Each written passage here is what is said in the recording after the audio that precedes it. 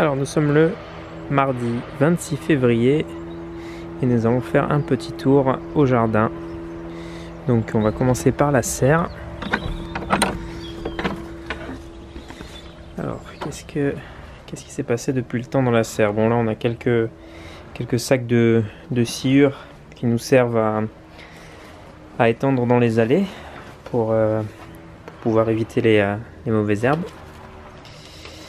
Là on a fait beaucoup de semis d'épinards.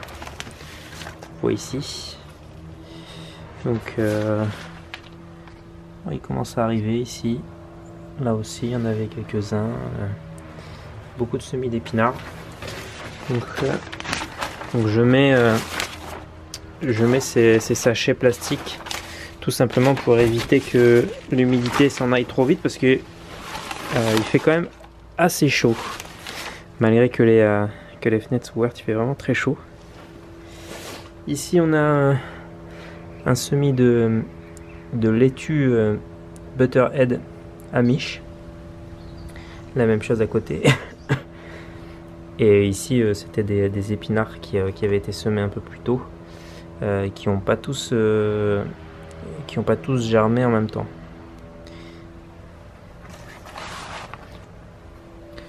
Ensuite là pareil, des laitues Amish. Ici on a du cresson qui a été semé en motte, mais que j'ai divisé par 4 à chaque fois avec un couteau. Bon, c'était un peu fastidieux, mais on verra ce que ça donne. En tout cas, bon, ça a bien germé. Il faudrait que je les transplante soit dans des plus gros pots, soit directement dans le jardin, mais bon, j'ai un peu peur des limaces. Ici, c'est un semis de tournesol qui a été effectué en février, en début février je crois, si je me souviens bien. Voilà. Puis par là c'est différentes fleurs, notamment des œillets d'Inde, des roses d'Inde qui commencent à arriver tout doucement, qui ont été semés le 13 février. Bon, ça a été semé en même temps que les tournesols, donc les tournesols c'était pareil, ça devait être le 13 février. Et ça c'est des choses qui ont été semées très récemment, hier ou avant-hier. Donc j'ai mis de la roche, notamment de la roche pourpre, de l'oseille là-bas. Ici on a différentes choses qui sont pas encore... C'était des graines qui étaient assez anciennes, donc je sais pas si ça va germer. Il y a des pois de cœur notamment. Donc là c'est tout, c'est un peu l'aspect... Ici c'est plus les fleurs. À ce coin là c'est plus les fleurs.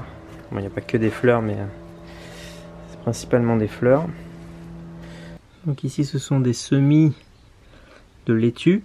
Donc il y a de la feuille de chêne, il y a de la Amish Butterhead. Il y a encore une Batavia je crois. Et puis des radis qui vont être ensuite transplantés directement. J'avais pas envie de les semer à la volée. Et puis en ligne, le problème c'est qu'il faut les démarier. Et puis franchement c'est pas un truc que j'aime faire. Donc je les ai plantés je les ai semés dans des tout petits godets. Enfin dans des toutes petites alvéoles. Qui sont vraiment pas très grosses. Et une fois qu'ils vont sortir directement, je vais les dépluguer. Et puis je vais les planter directement en ligne. Bien espacés. Comme ça j'aurai pas besoin de les démarier. Et ils seront déjà en place, ils seront déjà bien rangés, bien proprement faits. Donc c'est un peu plus de temps, je pense, mais moi personnellement ça me dérange pas de faire ça. Il y a pas mal de choses qui ont disparu parce que ça a été remis au jardin, ça a été planté au jardin, donc on va aller voir ça tout de suite.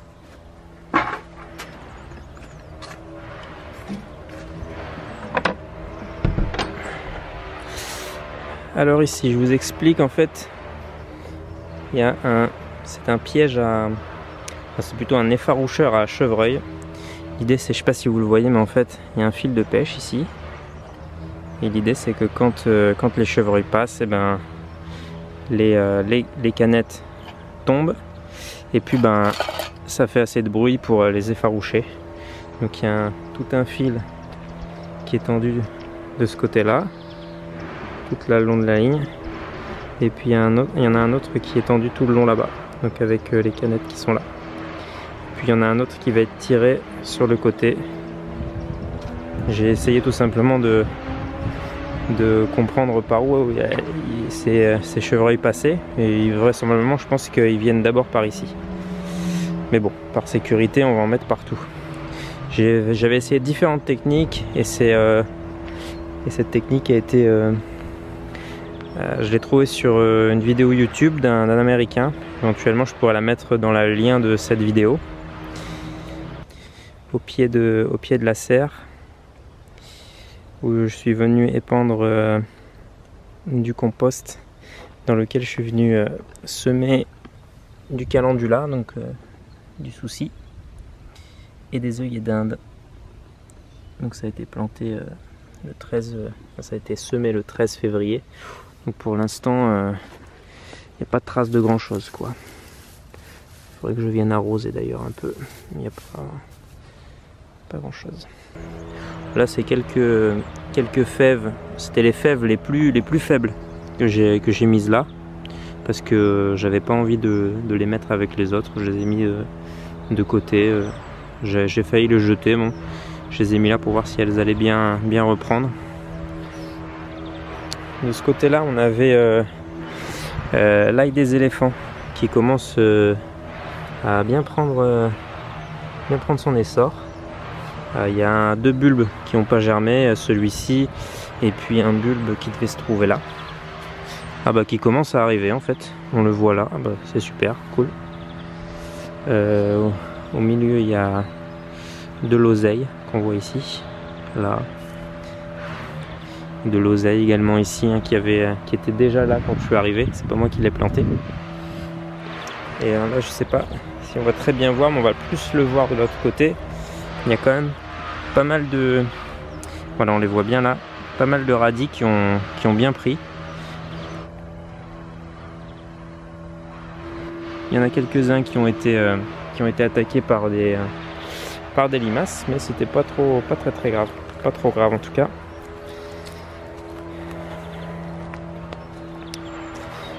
Par ici on a une planche où on avait mis l'ail et l'oignon. Et je suis venu ici transplanter entre ces rangées là des laitues et des scaroles.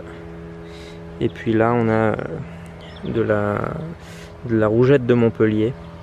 Alors celle-là, ce qui est plutôt intéressant, c'est que comparativement aux laitues qui sont vertes et plus tendres, ils se font vraiment attaquer par les limaces. Celles-là, elles viennent juste d'être mises, donc on ne le voit pas trop. Mais celles-là, elles sont plus résistantes, elles sont pas trop appréciées vraisemblablement des limaces. Donc bon, c'est plutôt une bonne chose. Donc ici on voit que j'ai retiré le paillage sur cette partie-là parce que pour éviter justement que les limaces se cachent dedans et viennent attaquer les salades. Donc j'ai retiré le paillage que je remettrai par la suite quand il fera un peu plus sec. Donc là ici c'est tout, des oignons et de l'ail. Et puis là on voit un peu mieux les laitues qui se sont fait attaquer. Qui sont bien fait attaquer quand même. Sauf les rougettes de Montpellier qui ont l'air plutôt de bien tenir. Celle-là là-bas clairement été attaquée.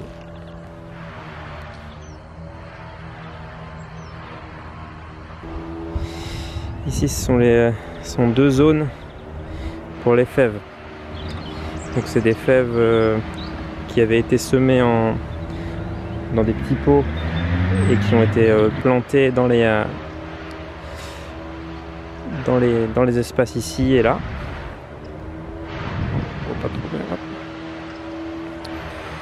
Donc voilà, les fèves qui se portent plutôt bien. Donc je rappelle qu'on est quand même mi-février. C'est sûr que même s'il fait beau, mis à part des fèves, des laitues et quelques petites choses, il n'y a pas grand chose qui pousse au jardin. Là ici cette zone va être faite avec une structure qui est identique à ces structures là, c'est à dire que c'est juste des fers à béton qui ont été pliés à la main grâce à une palette. Bon, il y a une petite technique pour plier. Voilà, ce sont des planches qui font 1,10 m de large. Donc ce sont des fers à béton qui font 2,50 m et qui ont été pliés de chaque côté pour pouvoir faire des sortes d'agrafes comme ça, pour y mettre des filets, pour faire une sorte de tunnel. Donc ça marche plutôt bien, j'en suis plutôt content. À mon avis, je ne serais pas trop embêté par les lapins ou s'il y en a ou quoi que ce soit. Donc voilà, on a fait des allées ici avec du copeau de bois que j'ai récupéré chez un menuisier, donc qui me vend ça à 2 € le sachet de 100 litres, donc c'est vraiment raisonnable. J'en ai vu qui sur le Bon Coin qui mettait ça à 7 €. Je trouvais ça un peu abusé, surtout que ça sert juste pour des allées quoi.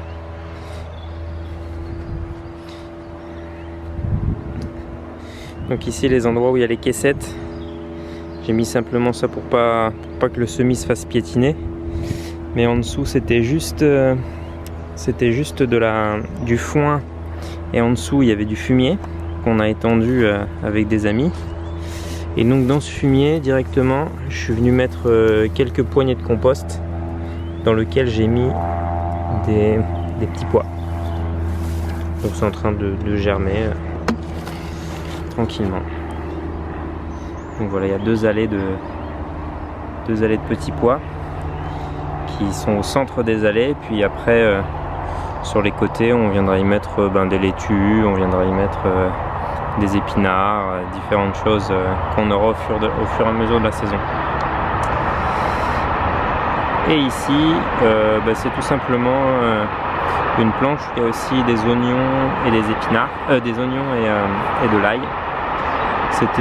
J'ai mis ce voile principalement pour voir si les chevreuils marchent dessus, parce que l'idée c'était que du coup en voyant ça, ils n'aient pas envie de piétiner dessus, quoi, qu'ils passent à côté.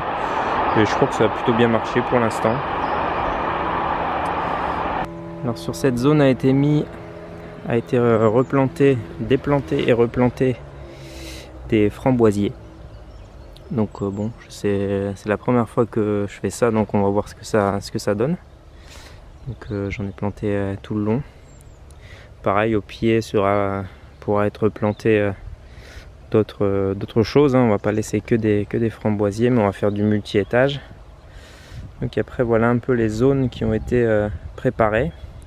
Bon, la plupart c'est juste du foin qui a été épandu, et il y a juste pour ces deux rangées qui se trouvent ici, où il y a eu une couche de fumier de cheval qui a été épandue et au-dessus du foin, et dedans, comme je le disais, deux rangées de petits pois qui ont été mises dans des poquets de compost.